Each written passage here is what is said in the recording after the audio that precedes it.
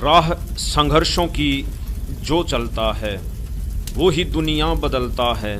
जूझता है जो अंधियारी रातों से, अक्सर सूरज बनकर वो ही चमकता है।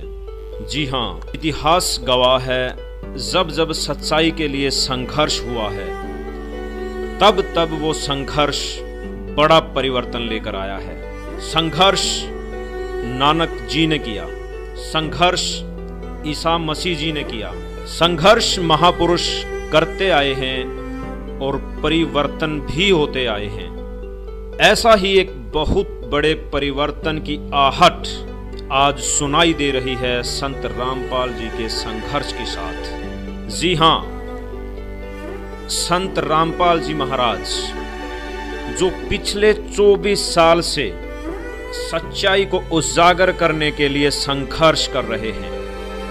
इस संघर्ष की नींव 600 वर्ष पहले कबीर साहिब जी ने रखी थी, जिसको संत रामपाल जी महाराज पूरा करने पर लगे हुए हैं। जितने भी संत आए हैं, लाखों करोड़ों प्राणियों को मिसगाइड करने का दोष इन पर इतना गिर जाएगा कि कई लाखों वर्ष ये नरक में डाल दिए जाएंगे। आज ये अंडी पाके फिरे हैं, आज ये किसी की नहीं सुनते क्योंकि इनके पिछले पुण्य चल रहे हैं और लाखों करोड़ों व्यक्ति इनको प्रणाम करने वाले श्रद्धालु हैं और ना जाने कितना दान का वो आनंद ले रहे हैं। इस दास ने 20 वर्ष हो गए, पहले तो आदेश नहीं था गुरु जी का किसी को नाम देने का। पहले वैसे दास प्रचार किया करता था, अपने गुरु जी के पास ले जाकर नाम दिलाया करता था। और सन 1994 से आज तक 16 वर्ष हो गए जो दास ने मजदूरी की है। गला मेरा खराब हो गया, शरीर भी कोई विशेष रहा नहीं, क्योंकि दिन रात मेहनत परिश्रम करने से कभी आहार किया कभी ना किया, और अभी तक ये चल रहा है। इतनी मेहनत करके इस परमात्मा की इस यथार्थ ज्ञान को, सत्य भक्ति को अब थोड़ा सा प्रभु की कृपा से उभारा है। दिन रात के परिश्रम से ये मुश्किल से ऊपर आ पाई है। पहले 3-3 टाइम सत्संग करता था यह दास, 3-3 घंटे 2.5 घंटे, एक दिन में 7 दिन का सत्संग करता था।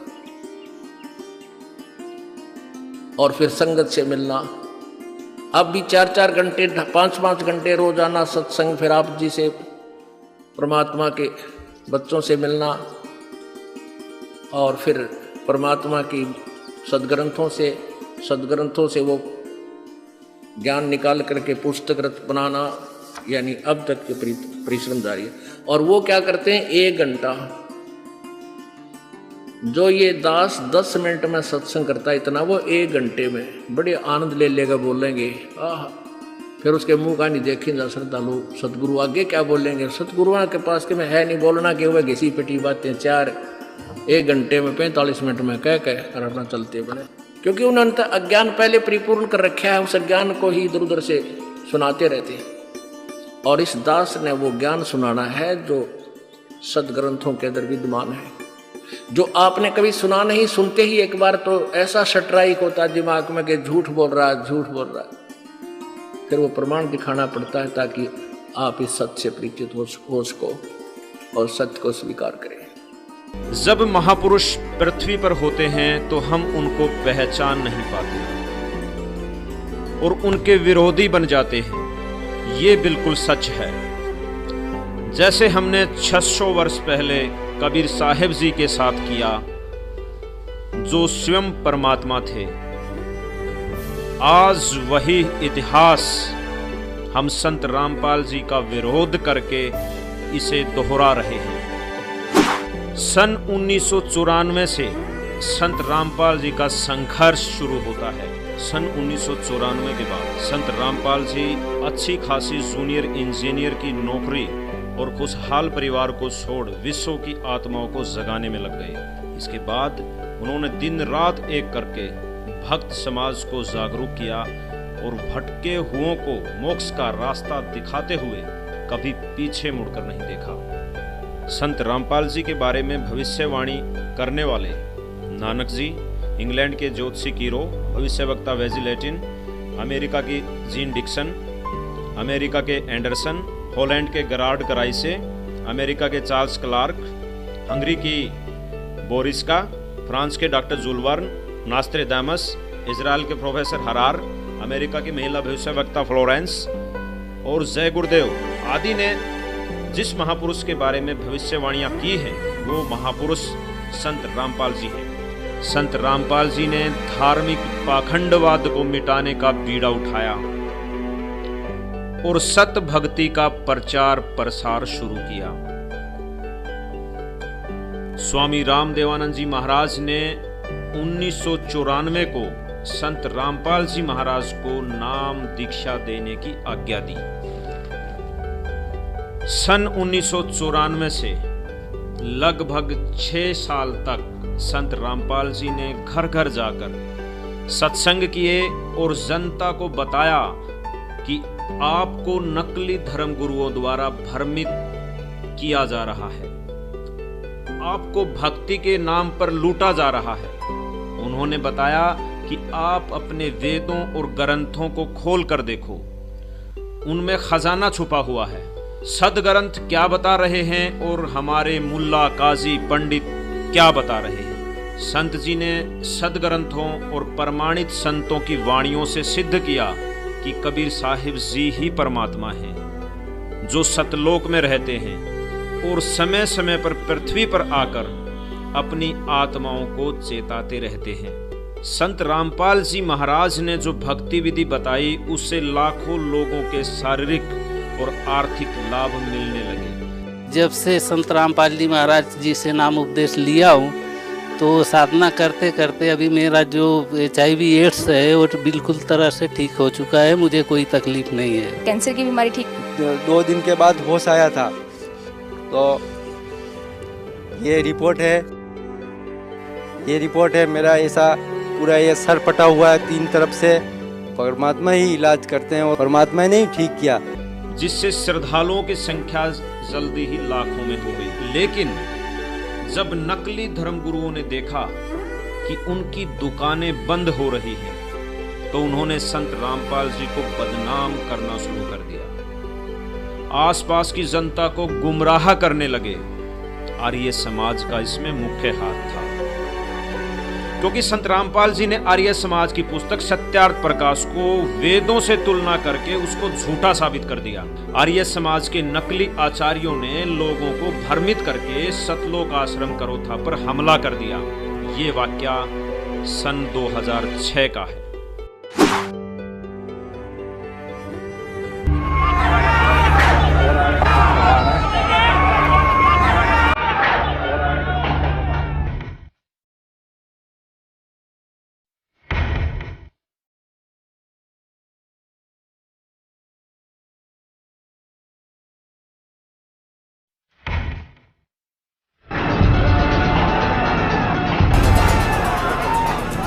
अब आपको दिखाते हैं किस तरह से सतलोक आश्रम पर कब्जा किया है और पुलिस मूक दर्शक बनकर अभी भी देख रही है।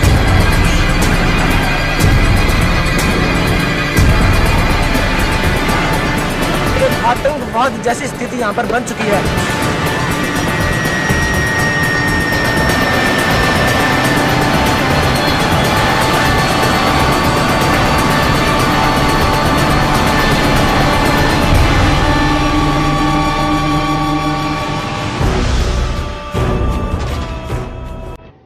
संत के ज्ञान का उत्तर ज्ञान से न देकर लाठी व बंदूकों से दिया गया।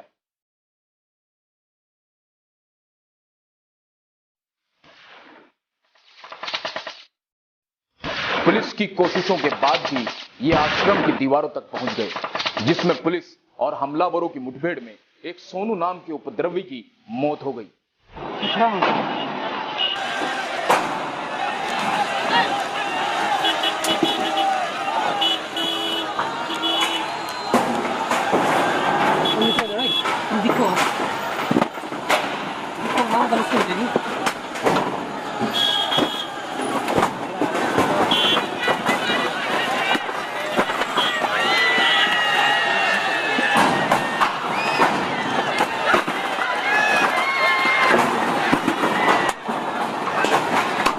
मेरा नाम धर्मवीर दास है जी। मैं जेल वार्डर हूँ, जेल डिपार्टमेंट में नौकरी करता हूँ। मैं जिस टाइम ये करौथा कांड हुआ उस टाइम रोहतक जेल पर वार्डर के पद पर था।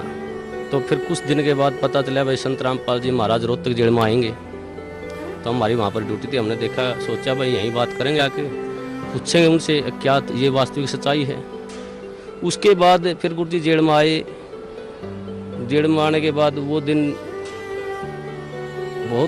मैं उस दिन को बहुत खुशकिस्मत मानता हूँ कि उस दौरान मेरी जहाँ पर गुरु जी बंद थे वहाँ पर मेरी ड्यूटी लगी हुई थी। उसके बाद गुरु जी यहाँ से सुबह जैसे ही गुरु जी को मैंने नज़दीक ही गया, गुरु जी ने मेरे से पूछ लिया, अक भाई हवलदार कौन से गांव का है तू? माँ जी मैं कंडेला गांव का। हाँ, गुरु जी संत रामपाल जी महाराज ने मेरे ही बड़े भाई का नाम ले दिया। एक ओम प्रकाश है भाई, मेरा कंडेला का बहुत बढ़िया भगत है। देखो कितनी अखबार में कितने सुनने के कारण मैं अपने भाई को मना कर दिया कि मैं नहीं जानता।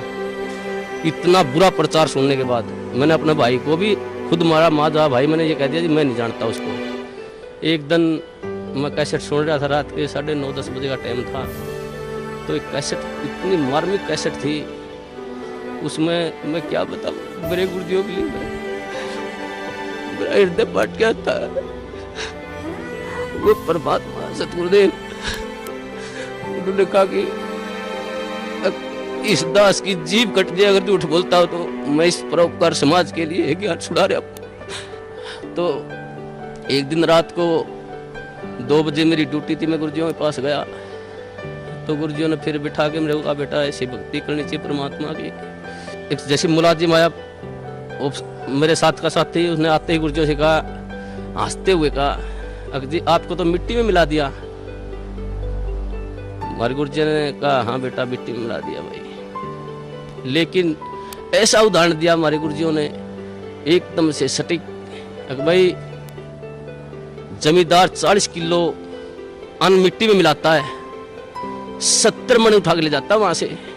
वैसे तो इस पृथ्वी पर संत आता वो जेड़ मारना नहीं चाहिए वैसे तो, लेकिन इस संत को, इस दास को याद करा करेंगे कि उन दुष्ट आचार्यों ने अपनी रोजी रोटी के लिए ऐसे संत को जिसकी आंखों में बिठाकर पूजा करनी चाहिए उसको जेल में डलवा दिया। ऐसा मार्ग जो पृथ्वी पर संत रामपाल जी महाराज जी चला रहे थे, उस मार्ग को लगभग 2.5 वर्ष के लिए बंद करवा दिया। ऐसा मार्ग, हे परमात्मा, ऐसा गुरुजियों से वहां देखता, जो गुरुजियों पर आरोप लगाए गए, ऐसे आरोप इंसान पागल होकर मर जाए, ये तो समर्थ परमात्मा है। जी हाँ, नकली आचार्यों ने जनता को गुमराह करके सतलोक आश्रम करोथा पर हमला करवा दिया। संत रामपाल जी महाराज के बिना कोई दोष 22 महीने जेल में गुजारे। तरह तरह की अफवाहें फैलाई गई। न्यूज़पेपर, प्रिंट मीडिया ने अफवाहें फैलाने में कोई कसर बाकी नहीं छोड़ी।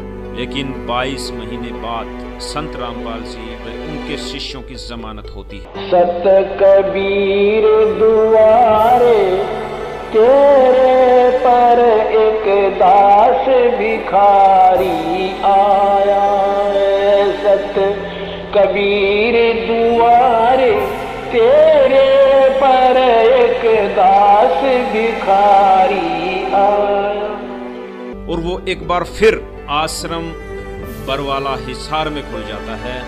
फिर श्रद्धालु देशों विदेशों से आना शुरू हो जाते हैं। लेकिन विरोधी लोग जिनकी दुकानें बंद हो रही थी, उनको यह रास नहीं आ रहा था। वो 2 FIR जो उसी के प्रशासन में दर्ज है, उसमें लिखा गया कि ये सामान आश्रम करोथा का लूटा गया और बाद में उन अपराधियों का पता नहीं लगा, वो अनट्रेस्ड हो गई। ये सरकार की चाल होती है। पुलिस प्रशासन के अधिकार में करोथा आश्रम, उसमें चोरी, बाद में FIR दर्ज, अपराधियों का ना मिलना, फाइल बंद हो जाना। हमेशा सर्वोच्च न्यायालय का फैसला सिर माथे पर। 18 फरवरी 2013 को संत रामपाल जी महाराज की दया से वो दिन आया कि माननीय सुप्रीम कोर्ट ने वो याचिका खारिज कर दी और हाई कोर्ट के निर्णय को जारी रखा कि आप करोथा आश्रम को भक्ति मुक्ति ट्रस्ट को सौंप दें। भक्तों में खुशी की लहर दौड़ गई, लेकिन एक राक्षस कभी भी भक्तों की खुशी देखकर खुश नहीं होता। उसने ये देखा कि परम संत के परम भगत खुश है, उसने अपनी प्रशासन की चाल फिर शुरू कर दी।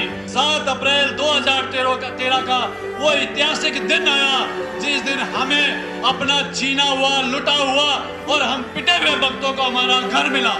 और 9 अप्रैल 7 अप्रैल को हमें मिला आश्रम।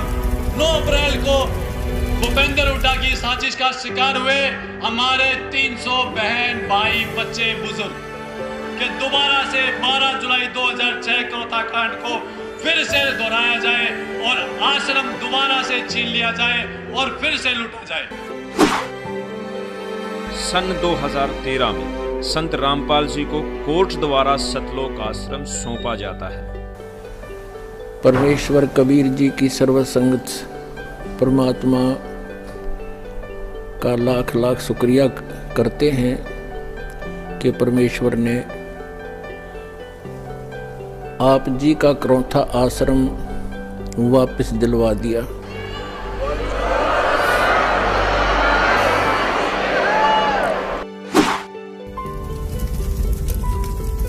एक बार फिर सतलोक आश्रम पर उन्हीं उपद्रवियों द्वारा हमला किया जाता है। पुलिस और उपद्रवियों की झड़प होती है। एक बार फिर वही चीजें दोहराई जाती हैं जो 2006 में दोहराई गई थी। संत रामपाल जी पर फिर झूठा मुकदमा बनाया जाता है, जबकि संत रामपाल जी तो करोथा में थे ही नहीं। वे तो वहां से लगभग 150 किलोमीटर दूर बरवाला आश्रम में सत्संग कर रहे थे। एक बार फिर झूठ का पुलिंदा बनाया जाता है। तत्कालीन सरकार भी विरोधियों का सहयोग करती है, जैसे 2006 में किया गया था। अब और जुल्म पे जुल्म किए जाते हैं।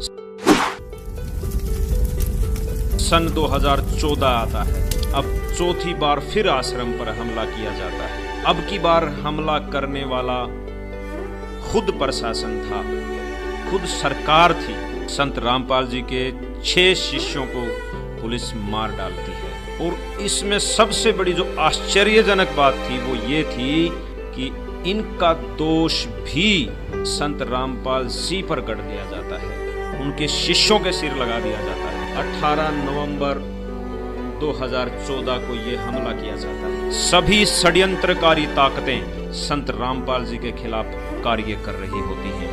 जैसे 600 वर्ष पहले कबीर परमात्मा जी के साथ तत्कालीन राजा ने किया था। संत रामपाल जी को झूठे मुकदमों में फंसाया गया, तरह तरह के आरोप लगाकर टॉर्चर किया गया।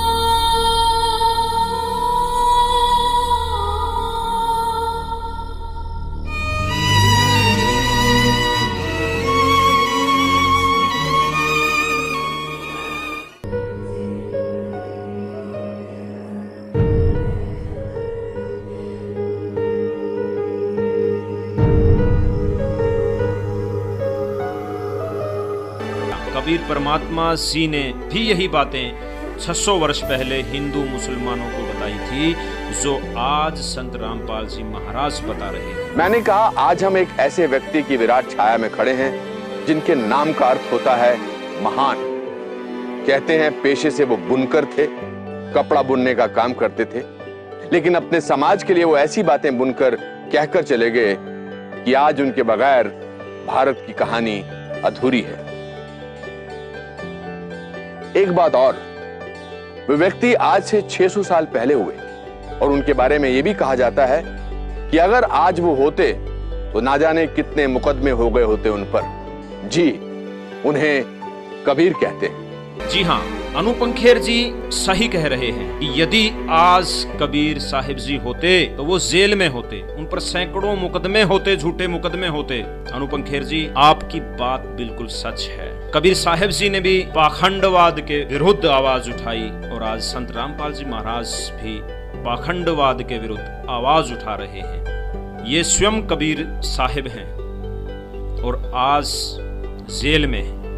लेकिन जेल में होने के बावजूद संत रामपाल जी महाराज से लाखों भक्त जुड़ रहे हैं। दिन प्रतिदिन श्रद्धालुओं की संख्या बढ़ती जा रही है। संत रामपाल जी महाराज जल्दी ही इस विश्व को परिवर्तन करने वाले हैं। इनको कोई आम आदमी मानकर भूल न करें, इन्हें पहचाने, क्योंकि नानक जी के समय हम नानक जी को नहीं पहचान सके, कबीर साहिब जी के समय कबीर साहिब जी को नहीं पहचान सके। अब हम ये गलती नहीं करेंगे। संत रामपाल जी द्वारा दी गई भक्ति 1000 वर्ष तक चलेगी, जिससे मानव जाति का कल्याण होगा। 5550 तब ये शब्द होगा साचा। 5505 वर्ष यहाँ देखना 171 पृष्ठ पे।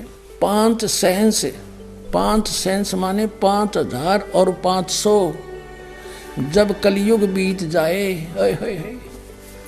महापुरुष फरमान तब जगतारण को आए।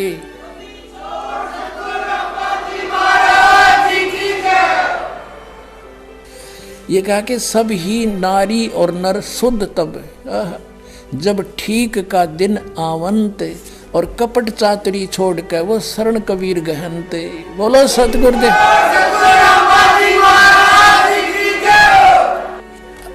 स्पष्ट कर दिया परमात्मा ने कि जब वो ठीक का दिन आ गया, वो ठीक का दिन अब आ चुका पुण्यात्मा, वो ठीक का दिन। कहते हैं सब ही नारी नर शुद्ध, यानी सब बुराई त्याग देंगे। हाहाकार मचली, लूट खसोट रिश्वतखोरी, दहेज ले लेके एक दूसरे को सता रहे हैं। कहते हैं सब ही नारी नर शुद्ध तब जब ठीक का दिन आवंत, यू आवंत है, और कपट चातुरी छोड़ के वो शरण कबीर गहनते। अब क्या बताया है कि एक अनेक हो गए, मेरी प्यारी आत्मा भिन्न भिन्न मजहबों में बट गई। एक अनेक हव गयो और पुन अनेक हो एक, सब मिलकर फिर एक होएंगे। और हंस चले सतलोक को सब सतनाम की टेक।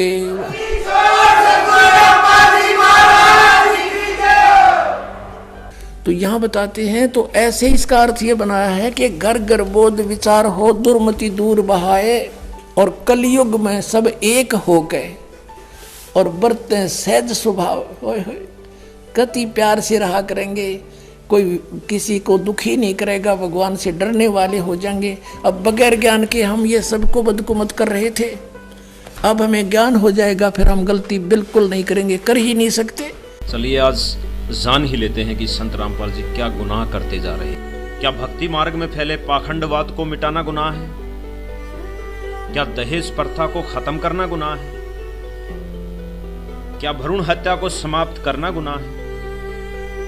क्या मोक्ष का सच्चा रास्ता बताना गुनाह है? क्या विश्व भर से रिश्वतखोरी, मांसाहार और नशे को मिटाना गुनाह है? क्या स्वच्छ समाज का निर्माण करना गुनाह है?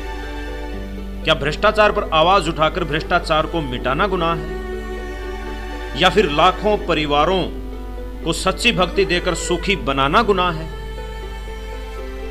अगर ये सब गुनाह हैं तो ये गुनाह होते रहेंगे, क्योंकि एक अच्छे समाज और विश्व कल्याण के लिए ये गुनाह जरूरी हैं। और आप सबसे भी अपील है कि आप भी इन गुनाहों में शामिल हो जाइए, क्योंकि परिवर्तन होने वाला है और दुनिया बदलने वाली है। जय हिंद, जय भारत।